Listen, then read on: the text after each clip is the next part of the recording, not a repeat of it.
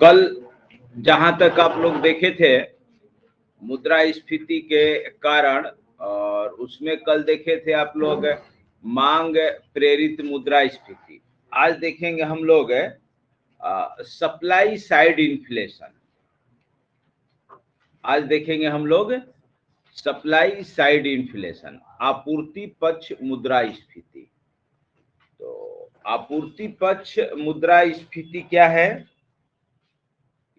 मांग बढ़े या न बढ़े, मांग बढ़े या न बढ़े, जो आपूर्ति करता है वो अपने वस्तुओं की कीमत बढ़ाते हैं। आपूर्तिकर्ता अपने वस्तुओं की कीमत बढ़ाते हैं। जैसे अभी आप लोग देखें कि सीमेंट कंपनियां, आयरन एंड स्टील कंपनियां, एफएमसीजी कंपनियां अपने वस्तुओं की कीमत बढ़ा रहे हैं।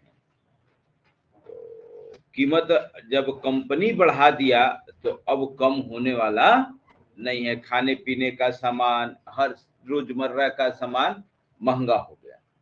तो इसको कहते हैं सप्लाई साइड इन्फ्लेशन। ऐसा कब होगा? कंपनियां कीमत कब बढ़ाएंगी? जब भाई उनके लागत में वृद्धि होगा। कंपनियां कीमत कब बढ़ाएंगी? लागत में वृद्धि होगा। तो लागत में वृद्धि किन किन कारणों से हो सकता है? कर्मचारियों का वेतन बढ़ जाए, गवर्नमेंट टैक्स बढ़ा दे, रॉ मटेरियल की कीमत बढ़ जाए, तो जो प्रोडक्ट्स हैं उनकी कीमत बढ़ेगी। तो कंपनियां अपने वस्तुओं की कीमत बढ़ाएंगी। तो इसको कहेंगे सप्लाई साइड इन्फ्लेशन। लिखिए, आपूर्ति पक्ष मुद्रास्फीति, inflation the supply side, inflation the supply side. देखिए, जब वस्तु की मांग, जब वस्तु की मांग स्थिर रहे,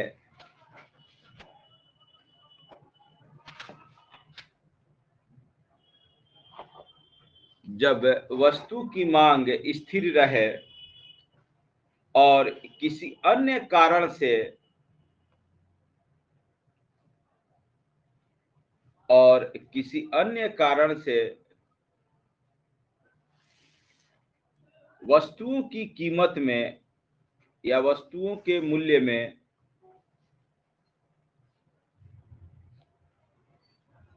वृद्धि होती है,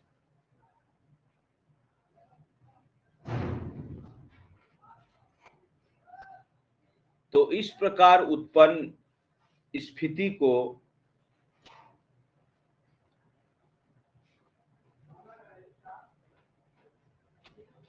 आपूर्ति पक्ष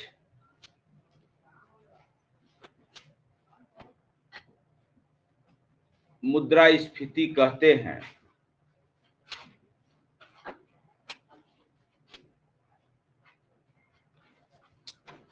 आपूर्ति पक्ष मुद्रास्फीति कहते हैं। देखिए, इसके निम्नलिखित कारण हैं।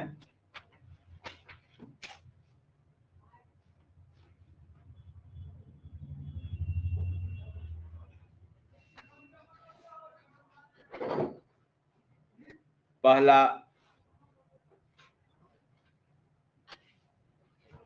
उत्पादन लागत बढ़ना।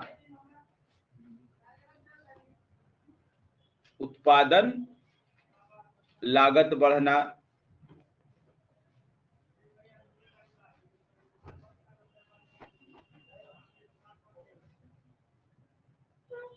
तो उत्पादन लागत कब बढ़ेगा? देखिए, उत्पादन लागत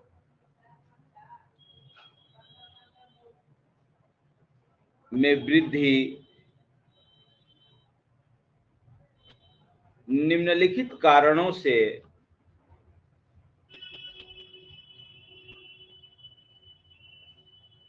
हो सकती है।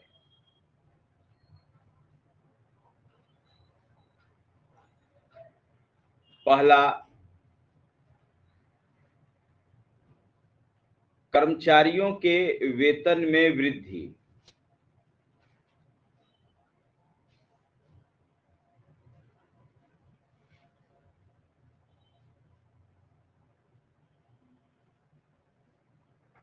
कर्मचारियों के वेतन में वृद्धि।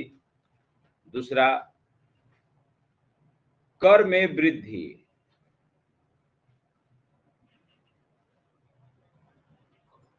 कर में वृद्धि, जैसे गवर्नमेंट जीएसटी बढ़ाए, तो जीएसटी बढ़ाएगी तो कीमत बढ़ेगी। तीसरा, उसको कहते हैं इनपुट्स, आगत, जो रॉ मटेरियल्स हैं, तो इसको ऐसे लिखिए, आगत मूल्य में इनपुट कॉस्ट, आगत मूल्य में वृद्धि इत्यादि। आगत मूल्य में वृद्धि इत्यादि। ठीक है। दूसरा पॉइंट लिखिए कि जब कंपनी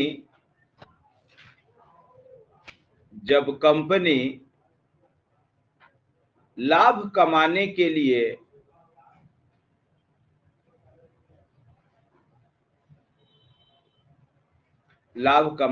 लिए वस्तु के मूल्य में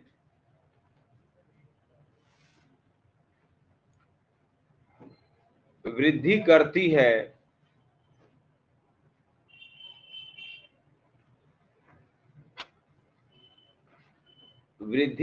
है, तो उससे उत्पन्न स्फीति को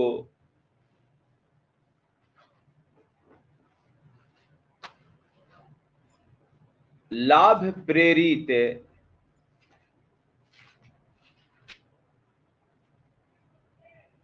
मुद्रास्फीति कहते हैं।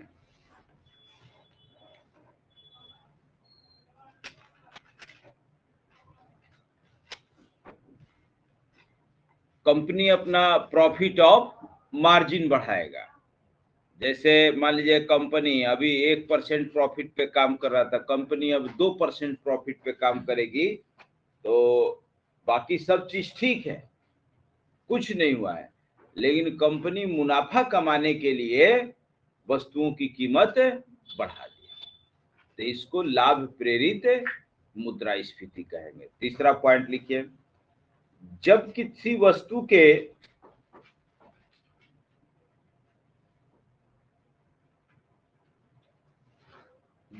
वस्तु के उत्पादन में कमी के कारण,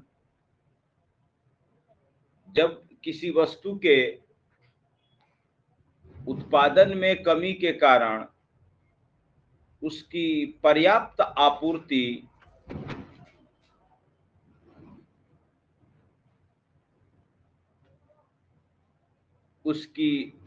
आपूर्ति नहीं हो पाती है,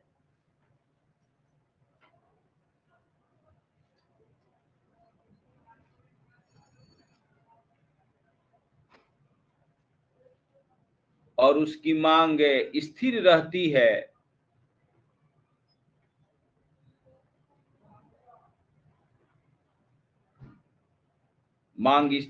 है,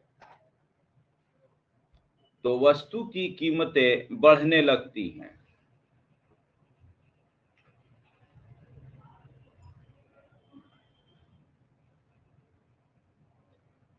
वस्तु की कीमतें बढ़ने लगती हैं। इस प्रकार उत्पन्न मुद्रास्फीति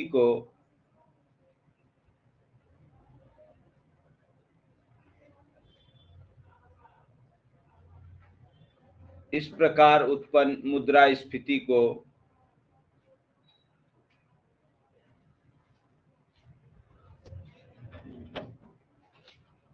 आपूर्ति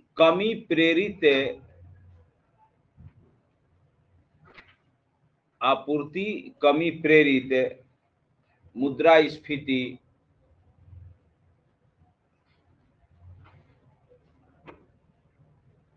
supply shock inflation, supply shock inflation कहते हैं।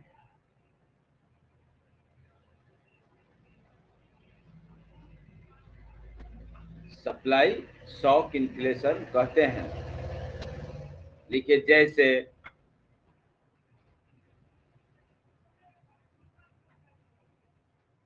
सूखे या बाढ़ की स्थिति में, सूखे या बाढ़ की स्थिति में अनाज एवं अन्य खाद्य पदार्थों के उत्पादन में कमी,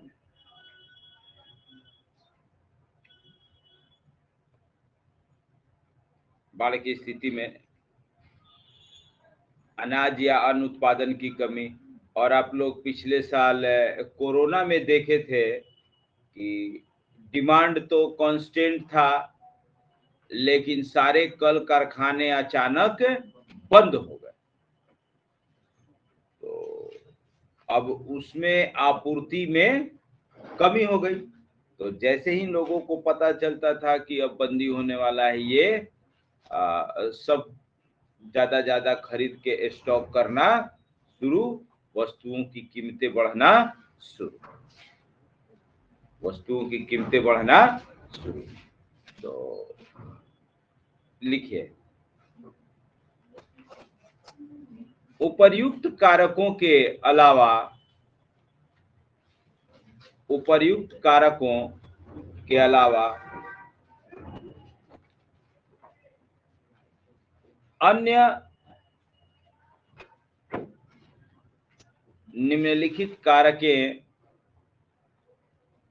अन्य निम्नलिखित कारकें भी महत्वपूर्ण हैं।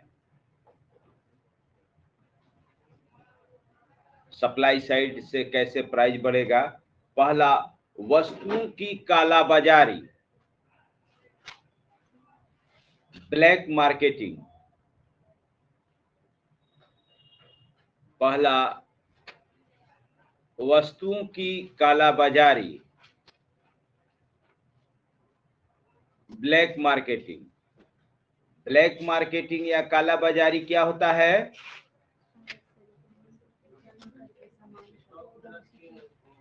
हाँ, गोदाम भरा पड़ा है, गोदाम भरा पड़ा है, लेकिन शो कर दिया जाएगा कि माल नहीं है।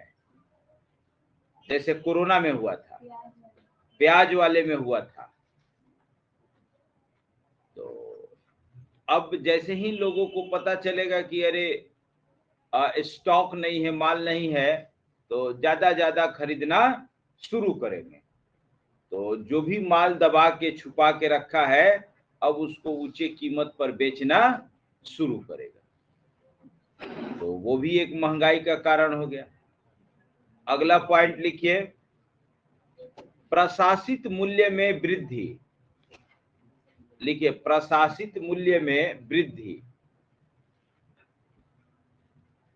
एडमिनिस्ट्रेटिव प्राइस है। प्रशासित मूल्य में वृद्धि, एडमिनिस्ट्रेटिव प्राइस क्या होता है? आप लोग सुने होंगे न्यूनतम समर्थन मूल्य, एमएसपी, मिनिमम सपोर्ट प्राइस, सुने हैं? क्या होता है?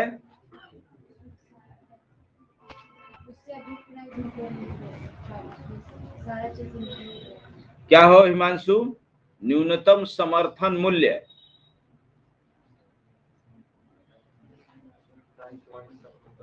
है? अच्छा, और कोई? हाँ, सरकार के द्वारा मतलब किसी भी खदान पे लगाया जाता है कि इतना से कम कोई नहीं मिलेगा, कोई मतलब कि न्यूनतम मूल्य उसको तय किया जाता है। Good, very good. गवर्नमेंट, सुनिए, मिनिमम सपोर्ट प्राइस प्रशासित मूल्य में लिख लीजिए, जैसे एमएसपी, मिनिमम सपोर्ट प्राइस,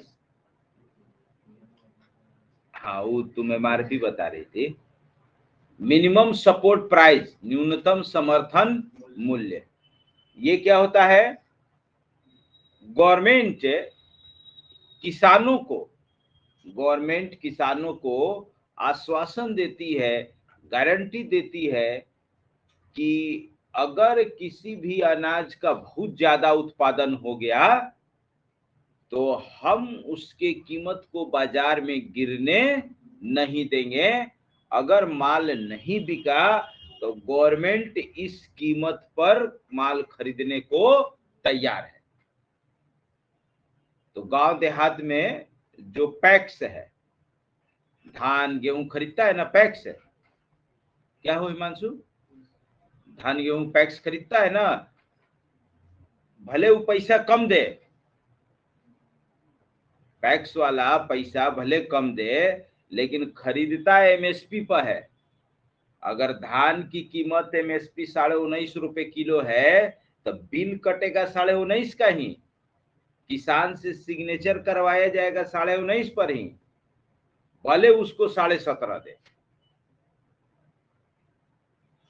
तो कहेगा कि अरे बोड़ा का त लदैया का त इसका उसका ये खर्चा वो खर्चा, और दूसरा चीज की भी पैक्स वाले को नहीं मिला के रखिएगा, नहीं अपना थोड़ा कुछ दीजिएगा तो आपका धान ही नहीं देगा, फंसा देगा। तो इसको कहते हैं मिनिमम सपोर्ट प्राइस, न्यूनतम समर्थन मूल्य। ये सरकार प्रत्येक वर्ष खाद्यान्न फसलों और अन्य फसलों के लिए जारी करती है कि अगर बाजार में कोई भी खरीदार नहीं है तो पर भी हम इस कीमत पर इसे खरीदने को तैयार है, गवर्नमेंट खरीदेगी। आप लोग निश्चिंत होकर उत्पादन करिए, बढ़ाइए उत्पादन, जितना बढ़ाना है बढ़ाइए, मूल्य के लिए नहीं डरिए। तो मान लीजिए अब गवर्नमेंट ही हर साल न्यूनतम समर्थन मूल्य बढ़ाए जा रही है। अब बाजार मान लीजिए गवर्नमेंट 19.5 रुपए किलो धान की कीमत तय कर दी, अगले साल 20 रुपए कर देगी, अगले साल 21 रुपए कर देगी, तो गवर्नमेंट ही धान चावल की कीमत बढ़ाते जा रही है। तो आज जो धान गेहूं या अन्य पदार्थों का कीमत बढ़ते बढ़ते यहां तक आ गया, इसी वजह से। तो सर MSP सिर्फ गेहूं चावल पे नहीं लगता ना, और सारे हाँ, बहुत सारे प्रोडक्ट पर है।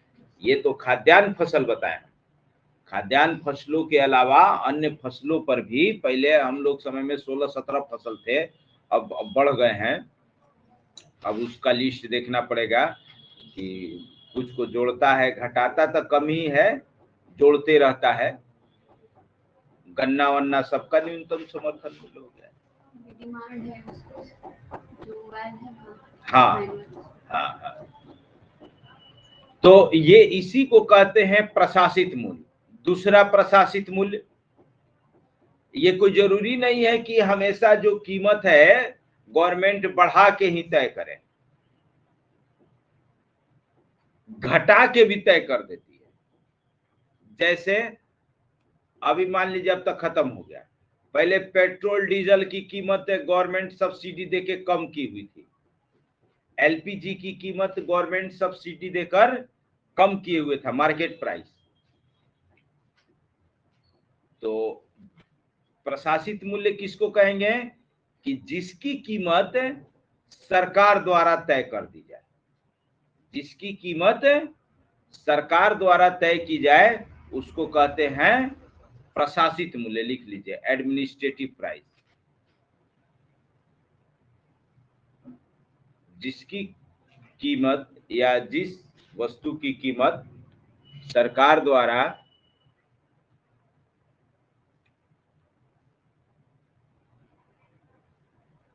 निर्धारित की जाए, सरकार द्वारा निर्धारित की जाए,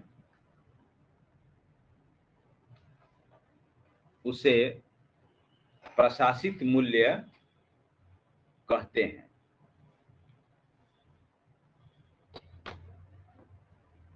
चलिए आगे लिखिए। तो प्रशासित मूल्य हो गया।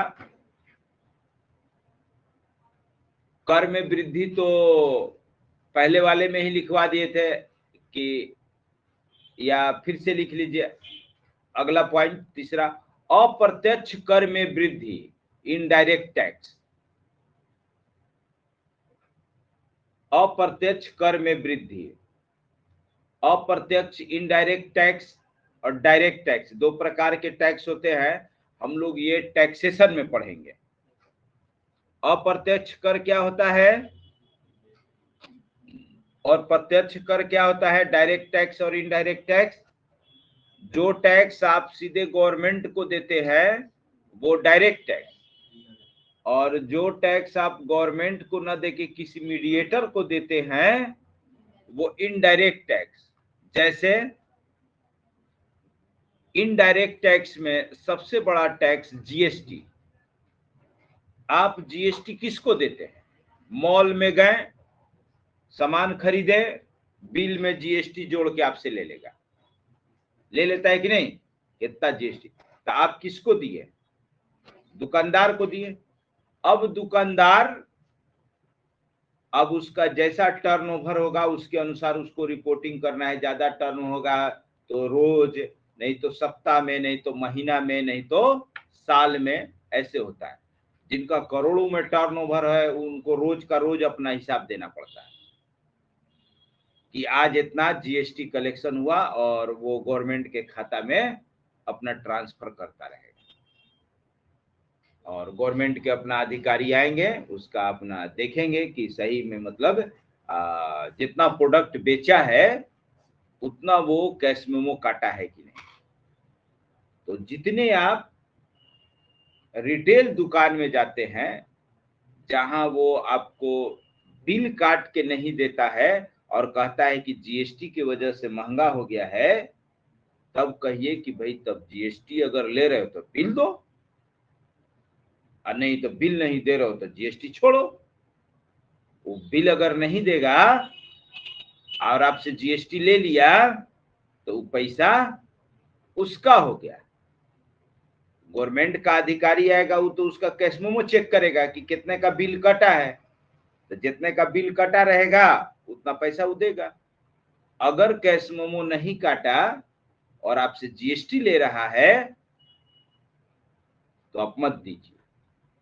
इसी को कहा जाता है जागरूक नागरिक।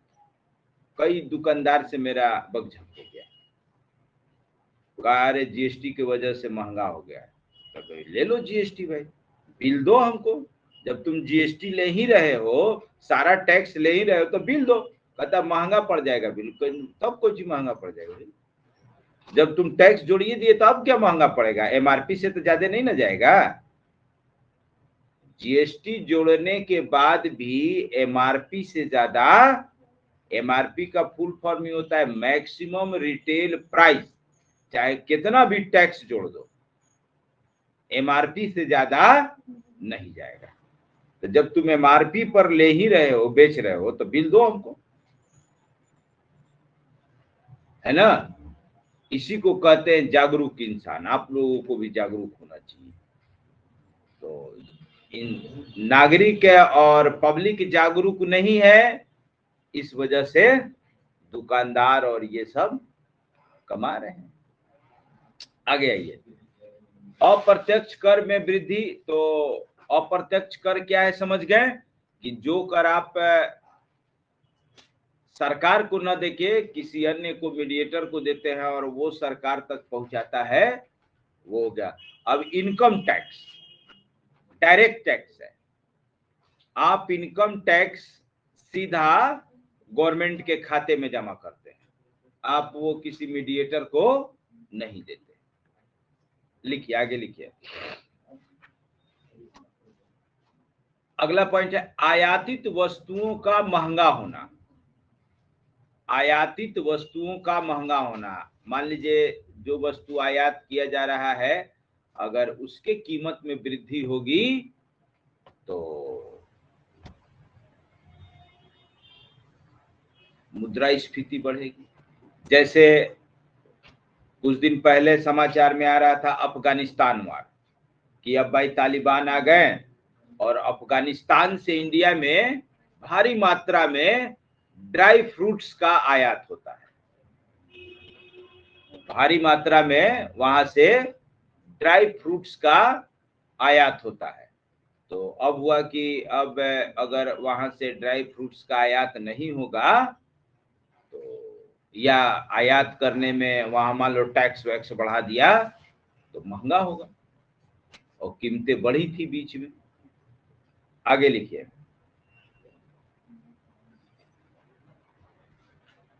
मॉनसून की अनिश्चितता, मॉनसून की अनिश्चितता।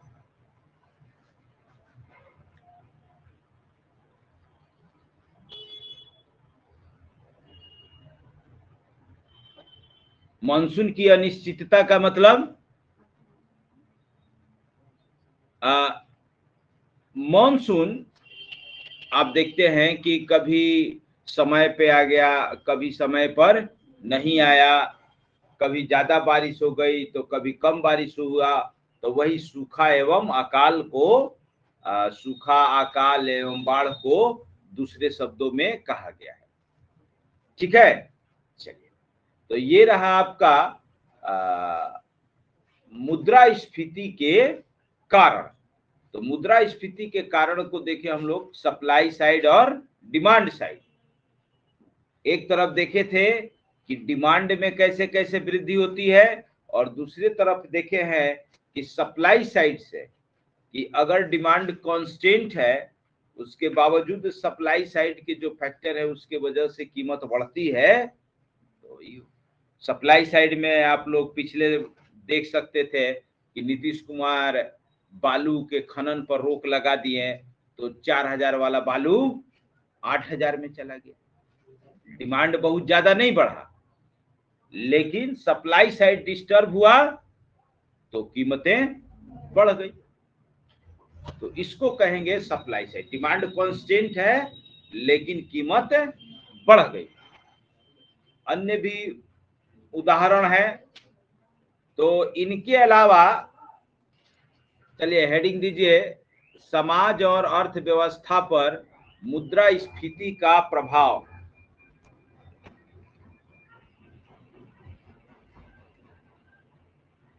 लिखिए, मुद्रास्फीति से गरीब और निश्चित आय वाले व्यक्ति,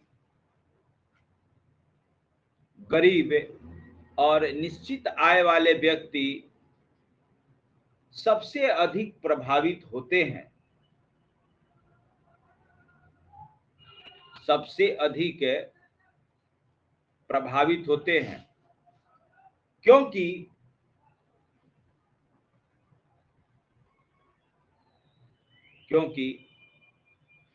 इनके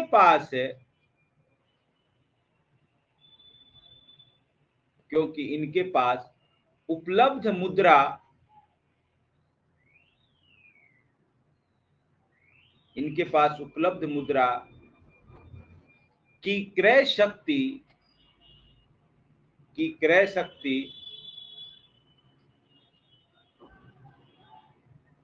कम हो जाती है।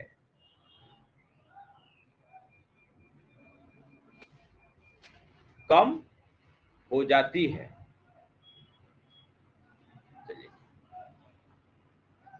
तो क्रय शक्ति कैसे कम हो जाएगी? मान लीजिए कोई दिहाड़ी मजदूर है, 300 रुपया रोज कमाता है, 300 रुपया या अभी 350 मान लीजिए, 350 रुपया पर डे कमा रहा है। तो अभी मान लीजिए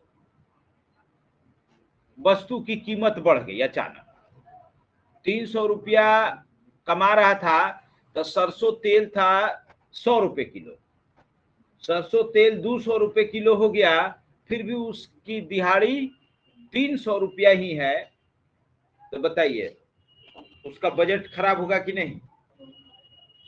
बजट खराब होगा।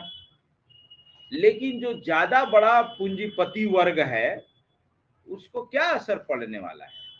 अरे सरसों तेल, उसके लिए मान लीजिए वो पूरे महीने में 500 का सरसों तेल यूज करता था, अब 1000 का कर रहा है, लेकिन उसका आमदनी लाखों में है। तो अगर 500 रुपया उसका सरसों तेल पर बढ़ गया तो उसको कुछ असर पड़ेगा? नहीं पड़ेगा, लेकिन गरीब आदमी पर पड़ेगा। तो मुद्रास्फीति से गरीब और कम आय वाले लोग ज्यादा प्रभावित होते हैं। आगे लिखिए, वही पैराग्राफ चेंज करके, संगठित क्षेत्र के सरकारी कर्मचारी, संगठित क्षेत्र के ऑर्गेनाइज्ड सेक्टर, सरकारी कर्मचारी तथा उद्योगपतियों पर इसका प्रभाव कम होता है।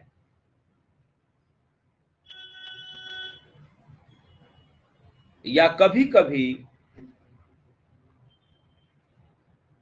प्रभाव कम होता है, या कभी कभी फायदेमंद भी होता है।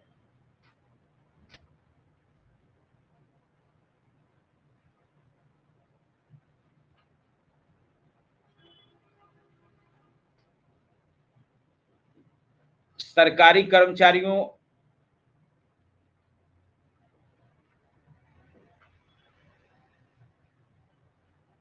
फायदेमंद भी होता है। हो गया? सुनिए, सरकारी कर्मचारियों को इससे फायदा भी हो जाता है। इसके वजह से उनका हर साल, पहले तो साल में हर 6 महीना पर 8% डीए बढ़ता था, अभी कोरोना की वजह से कुछ रोक दिया गया।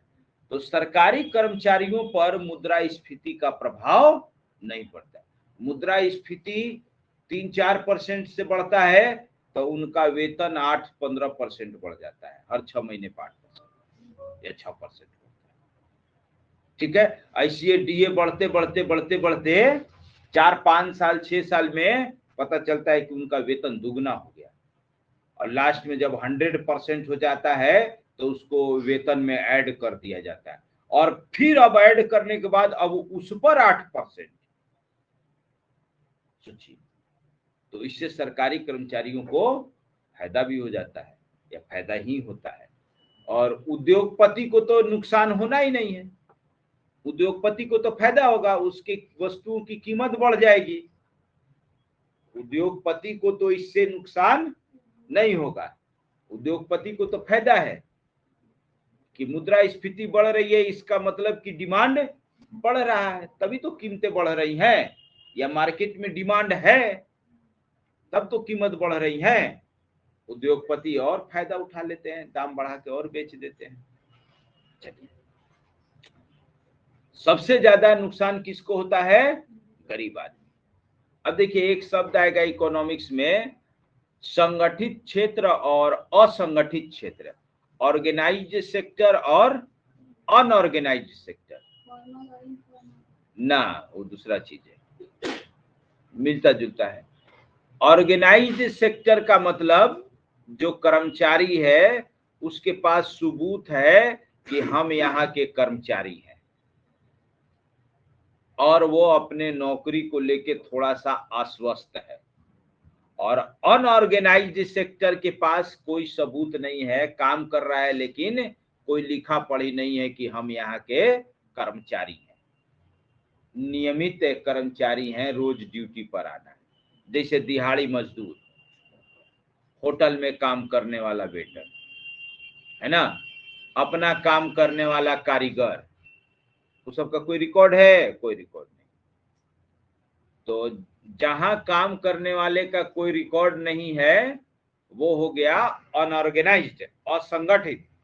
और जहां रिकॉर्ड है कि हाँ ये यहाँ का कर्मचारी है, उसका रोज अटेंडेंस बनता है, ईपीएफ जीपीएफ ये सब जो भविष्य निधियां होती हैं वो सब उसका है, तो उसको कहेंगे संगठित। आगे लिखिए, फायदेमंद भी होता है। क्योंकि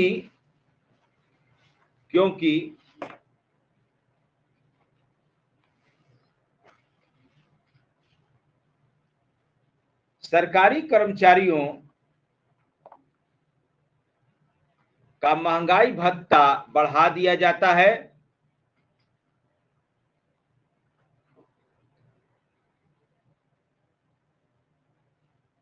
तथा उद्योगपति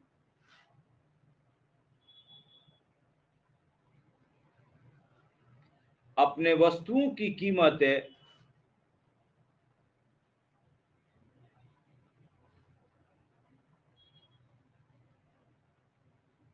बढ़ाकर अधिक लाभ कमा सकते हैं।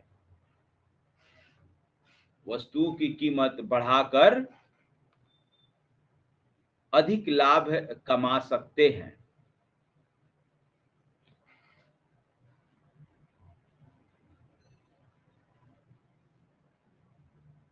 अतः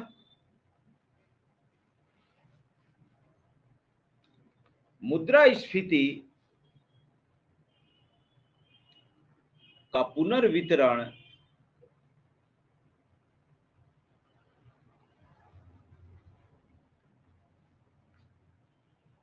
अमीरों के पक्ष में रहता है।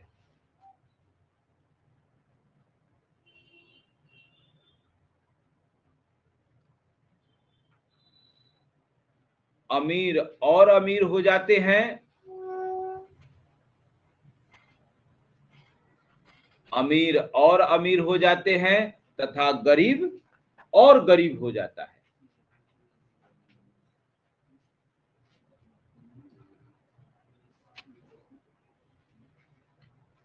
अब हेडिंग दीजिए, मुद्रास्फीति रोकने के उपाय। मुद्रास्फीति रोकने के उपाय।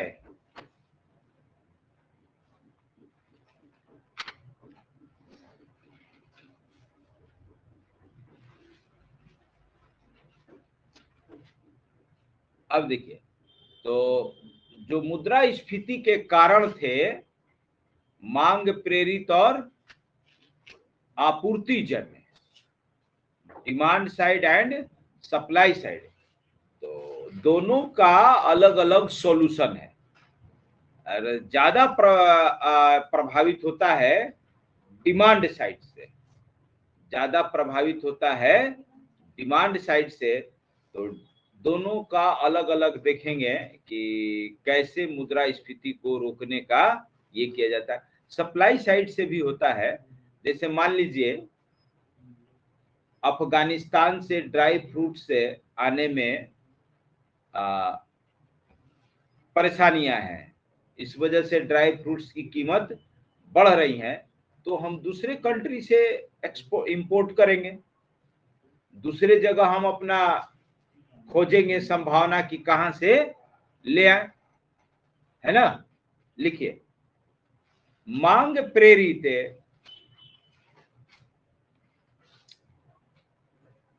प्रेरित मुद्रास्फीति को रोकने के लिए,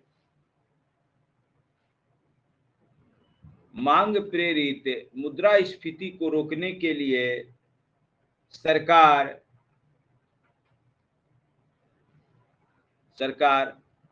बाजार में मुद्रा की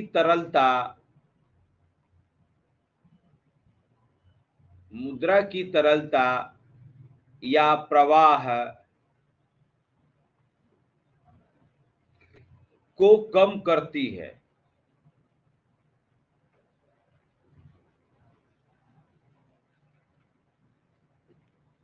मतलब मार्केट से रुपया कम करेगा। मुद्रास्फीति कीमत बढ़ने का मतलब है कि मार्केट में रुपया ज्यादा है, तब तो बढ़े हुए दाम पर लोग खरीदने को तैयार हैं। तो मार्केट से रुपया कम किया जाए, तो मार्केट से रुपया कैसे कम किया जाएगा। अब जैसे बैंक है, बैंक में इंटरेस्ट रेट बढ़ा दिया जाएगा। जैसे मान लीजिए बैंक अभी सेविंग पर 3.5% दे रहा है, या एफडी पर 5% दे रहा है तो एफडी पर 6% कर देगा। तो पब्लिक क्या होगा कि पब्लिक के पास जो एक्स्ट्रा पैसा है ले जाके बैंक में रखेगा, बोलेगा कि सामान खरीदने खर्चा करने से अच्छा है कि बैंक में रखो। तो इंटरेस्ट रेट क्या किया जाएगा, बढ़ा दिया जाएगा। और जो लोन है, लोन का भी इंटरेस्ट रेट बढ़ा दिया जाएगा, जैसे कार लोन, होम लोन, ये सब। अब लोन कम रहता है, ध्यान से समझिएगा, हमेशा आता है लोन इंटरेस्ट रेट कम रहेगा। मान लीजिए कार और होम लोन, तो ज्यादा लोग पैसा कर्ज लेंगे बाजार बैंक से, और जितना ज्यादा बैंक से लोन लेंगे उतना ज्यादा पैसा मार्केट में आएगा। तो सरकार क्या करेगी, इंटरेस्ट रेट बढ़ा देगी, बैंक को कहेगी कि बढ़ाओ। आरबीआई सभी करवाता है, ऐसा करेगा, आरबीआई अपना इंटरेस्ट रेट बढ़ा देगा तो बैंक भी बढ़ा देंगे। तो अगर home loan, car loan, education loan, tourism loan ये सब महंगा होगा तो कोई लोन लेगा नहीं लेगा। लोन नहीं लेगा तो मार्केट में अपने आप पैसा कम होने लगेगा। तुरंत एक दिन में इसका प्रभाव नहीं दिखता है। और इधर जो बैंक लोन दे रहा है उस पर इंटरेस्ट बढ़ा देगा, और दूसरी तरफ बैंक के जो अकाउंट्स हैं उस पर भी इंटरेस्ट बढ़ाया जाएगा, ताकि लोग अपने अकाउंट में पैसा जमा करें। तो मार्केट से रुपया अपने आप कम हो जाएगा। अब कल ही बताए थे कि भारत की अर्थव्यवस्था हम लोगों से नहीं चल रही है। भारत की अर्थव्यवस्था हम लोग तो जी खा रहे हैं, हैंड टू माउथ सर्वाइवल वाले हैं। लेविसली कहाँ एक पैसा खर्चा करते हैं हम लोग, कोई करता है? होगा इसमें से एक आकाश जैसा, जहां बिहार सरकार का पैसा होगा, क्या आकाश? नहीं, सब तो जवाहिर प्रसाद ले लिए। जवाहिर प्रसाद कहते हैं कि तो इकोनॉमी जो ये चल रहा है ब्लैक मनी वालों से चल रहा है, इकोनॉमी ब्लैक मनी। हम लोग तो जैसे गाड़ी है, गाड़ी का एक नट भल्टू है, पहिया नहीं है, बस सपोर्टर में है ना। जीने खाने के लिए अपना बस खरीदते हैं, उड़ाने के लिए या इंजॉय करने के लिए नहीं। तो आइए, तो ये मुद्रास्फीति बढ़ाने वाले वही हैं, मुद्रास्फीति बढ़ाने वाले वही है, ब्लैक मनी वाले। जो रोज कमाने खाने वाला आदमी है वो मुद्रास्फीति नहीं बढ़ाता। उसका तो बेचारा अगर तेल का दाम बढ़ गया तो जहां 100 ग्राम रोज खरीदता था वो 50 ग्राम पर चलाएगा, नहीं खाएगा, पैसा ही नहीं है कि नहीं? तो आगे लिखिए। दूसरा जो पैसा वाला है और पकौड़ी तल तल खाएगा, अगल बगल अपना स्टेटस दिखलाने के लिए कि देखो तेल 200 है तो रोज छनवा रहा है, माने हम भी मार्केट में हैं। लिखिए कि प्रवाह को कम करती है। लिखिए यह है प्रत्यक्ष, ये लिखवा दिए हैं, यह प्रत्यक्ष और अप्रत्यक्ष दोनों प्रकार से किया जाता है। लिखिए यह प्रत्यक्ष और अप्रत्यक्ष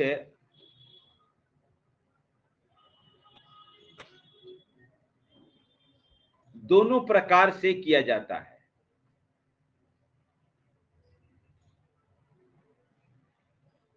डायरेक्ट एक्शन और इनडायरेक्ट एक्शन। डायरेक्ट एक्शन में सीधे पैसा सोख लेगा। पानी कैसे सूखा जाता है? स्पंज डाल के। आता था ना पहले, पंसुखा आता था, सिलेट बिठाने वाला ले जाता था, पानी गाड़ दे। अभी भी आता है स्पंज। तो ऐसे कैसे पैसा सोख लेगा भाई?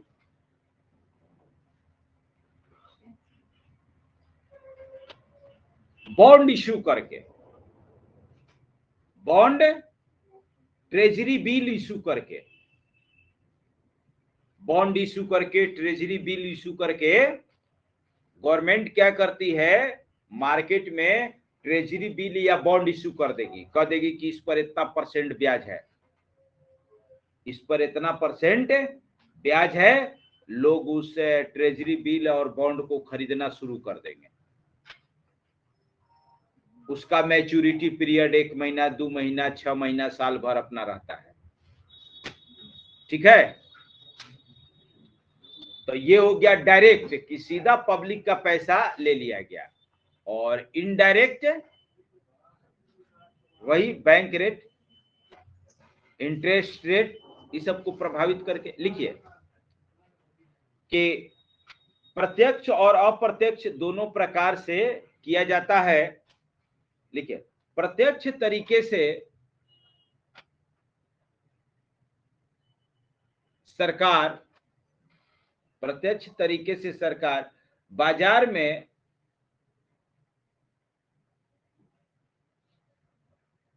बॉन्ड जारी कर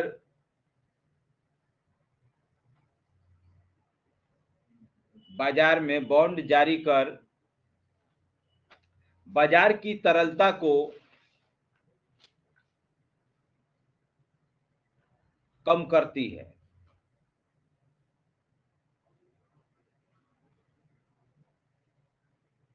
तथा अप्रत्यक्ष तरीके से या अप्रत्यक्ष तरीके में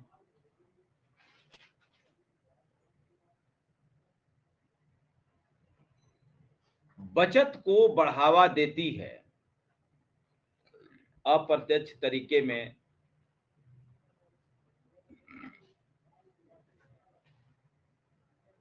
बचत को बढ़ावा देती है। ठीक है, इसके लिए सरकार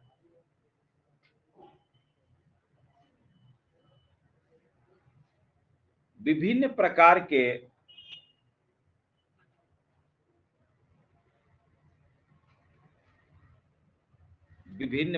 के बचतों पर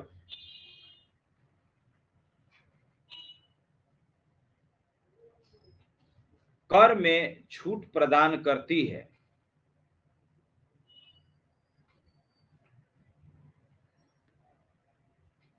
अब देखिए, LIC कराइए तो भाई इनकम टैक्स में छूट है, किसान विकास पत्र खरीदिए तो इनकम टैक्स में छूट है, सरकार का ट्रेजरी बिल खरीदिए तो इनकम टैक्स में छूट, ये सब दिया जाता है। सुकन्या योजना में पैसा जमा करिए तो इनकम टैक्स में छूट है। तो इससे क्या होता है, लोग में सेविंग करने की प्रवृत्ति बढ़ती है, तो मार्केट से पैसा कम होगा।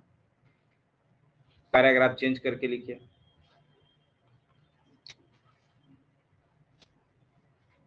आपूर्ति पक्ष के,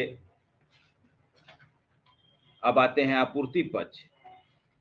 आपूर्ति पक्ष के मुद्रास्फीति को रोकने के लिए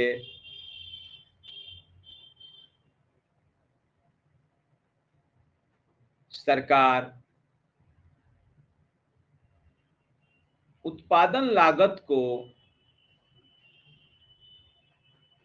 कम करने की प्रयास करती है। उत्पादन लागत को कम करने की प्रयास करती है। इसके लिए सरकार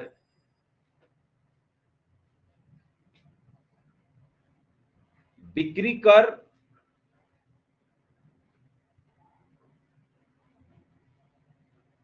तथा उत्पाद शुल्क में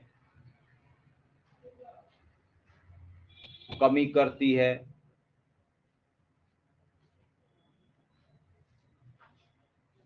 गवर्नमेंट जो टैक्स लगा रही है उसमें कमी करेगी।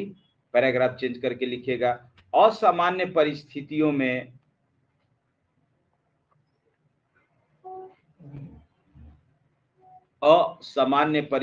में बाजार में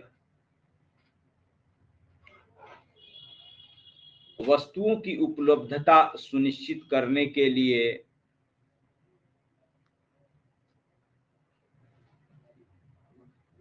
असामान्य परिस्थितियों में वस्तुओं की उपलब्धता सुनिश्चित करने के लिए कई प्रकार के उपाय करती है, कई प्रकार के उपाय करती है, जैसे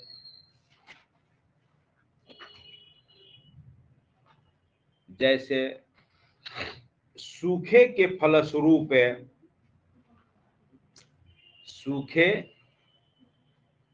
फलस्वरूप अनाज की कमी से निपटने के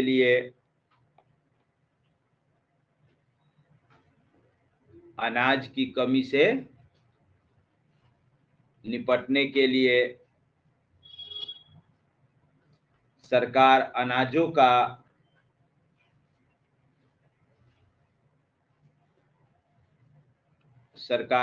का अतिरिक्त भंडार बफर स्टॉक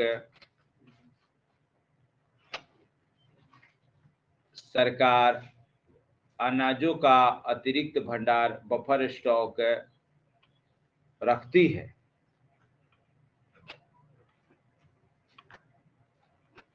बफर स्टॉक का नाम सुने हैं ना?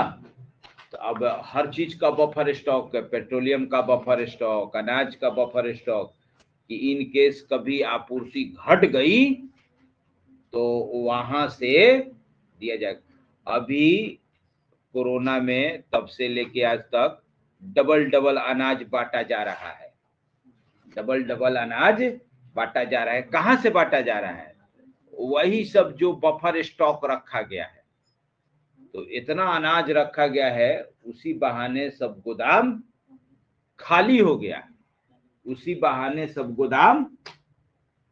गया, न तो सब गोदाम भरा पड़ा था। और क्या करता था, मान लीजिए माल नहीं उठा, और उस सब माल ना यही जन वितरण प्रणाली के दुकान में बिकता है, माल नहीं उठा तो उसको सड़ा देता था या बर्बाद करवा देता था किसी भी तरीके से, और नहीं तो फिर खुले बाजार में बेचा जाता था। तो खुले बाजार में एक बार बहुत ज्यादा माल आ जाने से कीमतें गिर जाती थी, वो भी डर है। लेकिन अब गोदाम अगर खाली नहीं करेगा तो नया माल रखेगा कहाँ? अगले साल भी तो किसान से खरीदना है, तो गोदाम तो खाली करवाना ही करवाना। तो इसी बहाने सब बांट उठ के खाली करा लिया। तो इससे बड़ा कीमत पर प्रभाव पड़ा होगा। देखिए, जो डबल बटाने लगा, अब हमको लग रहा है मार्केट से कोई गेहूं चावल खरीदता होगा, चावल भले खरीदता होगा, चावल का क्वालिटी, गेहूं तो कोई नहीं खरीदता होगा, है? काहे नहीं मिलता है? गेहूं राशन से सबको नहीं मिल रहा है, काहे नहीं मिल रहा है?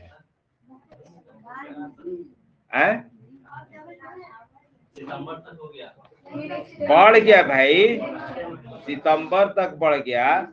जिसके घर कार्ड है उसको मिल रहा है, सबको मिल रहा है। किसको नहीं मिल रहा है? नहीं मिल रहा है तुमको?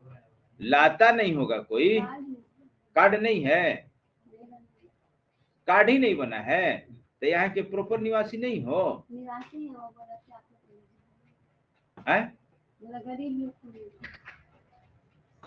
तो कहीं नहीं कि हम तुमको अमीर दिखते हैं। पिताजी क्या करते हैं? यहाँ क्लास 1 अधिकारी अपना कार्ड बनवा के बैठा है। बिजनेस का कौन? लेदर मर्चेंट हैं। तो मैंने जूता चप्पल मंगवाते हैं या लेदर मंगवाते हैं? कोलकाता में। कहाँ से? यहाँ से इकट्ठा करके। अरे फिर भी तो वो खरीदते नहीं होंगे लोग, सुन आए? हाँ, अरे इज्जत का दिवा, एक कोटा वाला गेहूं खाएंगे।